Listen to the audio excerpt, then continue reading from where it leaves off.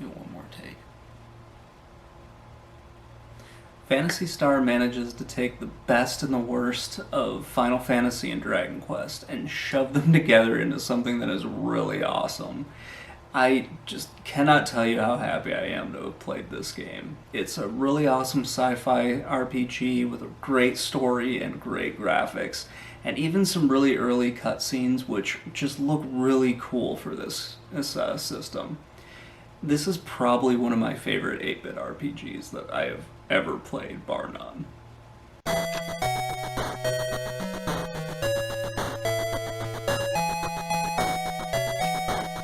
The big thing I noticed right away with this game are the cutscenes. They are done so well. I really just can't describe how awesome these are for an 8-bit system. Somebody put a lot of time in, they got a lot of detail, and this really shows off what the Master System can do. The opening scene sets a great atmosphere for your character living in a repressive society. The game reinforces this by restricting your movement to other cities and by placing early monsters that are just way stronger than what Alice is. You're going to spend a lot of time early on just grinding Alice up so that she can actually survive her trip to the next town. It's kind of weird and a little crazy. It reminds me a little bit of the first Dragon Quest, but nowhere near as easy as that. I spent a lot of time fighting swarms and running away from something that they call an owl bear, but looks like a floating eye with wings on it. No idea why the hell they called it that. Some of the enemies are a little weird, but for the most part, they are really, really awesome. Yeah, as I said, just leveling up at the beginning is like a real chore until you can add more party members. And that's a cool part of this. You have to go out and find all of your party members. Just like in Dragon Quest II, it's a nice little thing that they add in here, and it makes you feel like you're doing a lot more in the game as you wander around and find each person. Especially our nice little kitten here. She turns out to be very important later on, and it's just so cool that you're fighting alongside like a little cat. A weird little alien space cat, but whatever. In fact, just moving around, to go back to how the game restricts your movement, just moving around in some places requires you to buy a lot of items. Especially the vehicles, which I thought was kind of a weird thing that they had you buy vehicles in this game, because I felt like that could have been a quest all on its own. They could have had you go off and, beat some monster or do some sort of task for a city, and then they could give you things. Here's another really cool part. You run into these monsters who aren't really monsters, and if you talk to them, they'll just go away, which is kind of crazy. But yeah, over the course of the game, you have to travel between 3 planets in the solar system. And it's just kind of a cool way to sort of expand the world of this. So you have to go to a desert planet and an ice planet. And it's just kind of a cool little thing this game has in it. So over the course of this, you're going to meet the different races that exist on each planet. The ice planet was the one where I'm just kind of like, wow, these guys are real dicks. Because you go into their, not really like their main city, but the little town where a lot of the natives live, and half of the town's gonna lie to you, and the other half is just gonna tell you the truth, and it's just so freaking annoying. One thing the game does that I really hate are these little lands here that actually hurt you as you're walking across, which makes sense because it's lava, but I really don't like it. It's just really, really annoying, because you make it across and then you have to immediately heal up and then go into a dungeon, which is just super, super annoying.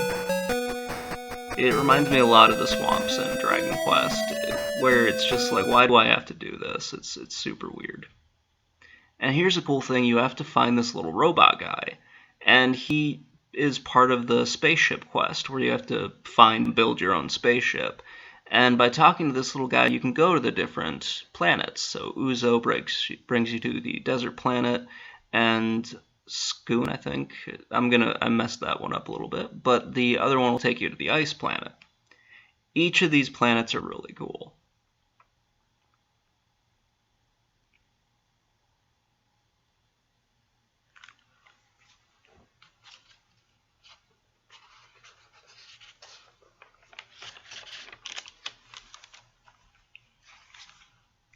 Just as you're playing this game, you can see it really shows off what the differences between the NES and the Master System are. The NES couldn't really do a lot of these animations, or at least if they could, they didn't with their RPGs, and the Master System has these huge detailed sprites for the monsters. That's one of the problems with this. You only fight one type of monster during each encounter, so you're not going to fight, like a mammoth and a knight or something like that. You're only going to end up fighting just a mammoth. Now, you can fight multiple monsters in that, but it's just the mammoth at once. Here's a weird one. You fight Medusa, and you have to find the mirror shield so that you can, not get turned to stone. This was so weird and out of character for this game, because I was like, why are we adding Greek myth to a sci-fi space adventure RPG? But it still works because it's a fairly tough boss fight. I make it look a lot easier than it really is here, but I powered up an awful lot, and I was kind of overpowered with. At least for most of this game, I felt like I was a little bit above a lot of the challenges until you get to the two final bosses, where I got my ass handed to me a lot by them. So this is where your nice little cat guy comes in play. You feed him nuts, and he turns into this cool winged cat thing, and that's how you fly up to the air fortress to fight the second to the last boss, King Lassus. Now just look at this cutscene. It is really awesome for an 8-bit system. This is something that you would have expected to see on a Genesis or something like that. And then you fight this gold dragon before you get there, and this sprite looks so cool. Even the other dragons don't look as awesome in this. And you do fight quite a few other dragons in this. Green, blue, and white, and red. Sorry about that. And this one is just really cool looking. It's so awesome just to fight this guy and eventually beat him. Now, one thing I wanted to notice was the dungeons. I hate the dungeons in this for one very specific reason. While it's cool that they give you a first-person perspective, it makes it so easy to get lost in these dungeons. And yeah, I think in the first 2 or 3, I wandered around way too much, and ended up just saying, screw it, I need to find a guide to get through this. And God bless those people who made maps of these dungeons, because in some places, I don't think I ever would have made it through. It was just insane trying to go through those things. Now, you make it all the way to King Lassic, and this is, no fooling, one of the hardest boss fights I've had on an 8-bit RPG. And the thing was, I was so beat up when I got to him. He only has, I think, about 200 hit points, and I came into this with, no magic, no heals, just absolutely beat to hell, and it took me forever to go back and actually get to him. You have to go through 2 separate dungeons to get to him, and there's no end to heal up, so you just need to power through it as best you can. I managed to beat him with just Alice. No, in this one I beat him with everybody, but everyone was just so detailed. Now you get to Dark Halls, and this is the secret villain at the very end of the game. And this is the one where he just absolutely curb-stomped me, and I only had Alice left. And it was just so hard to actually get through him. Now, I made a lot of comparisons to Dragon Quest and Final Fantasy. And the reason is, those were the other 2 games at the time that this was competing with.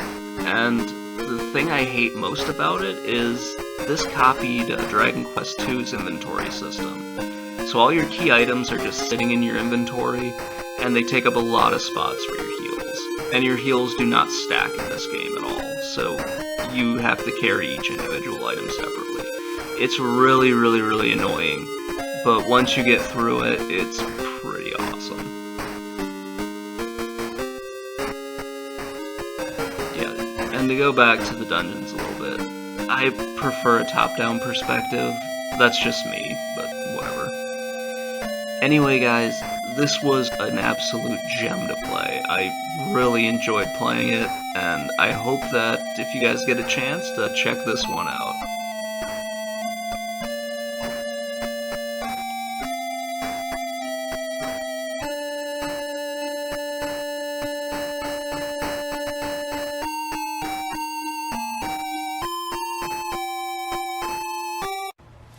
All of that stuff being said, I'm just gonna go ahead and say it, this is my favorite JRPG of all the 8-bit systems.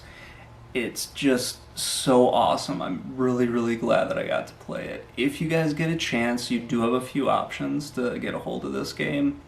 You can be insane like I am and get the Master System cartridge and get a Retron 5 with their cool little adapter, play it that way.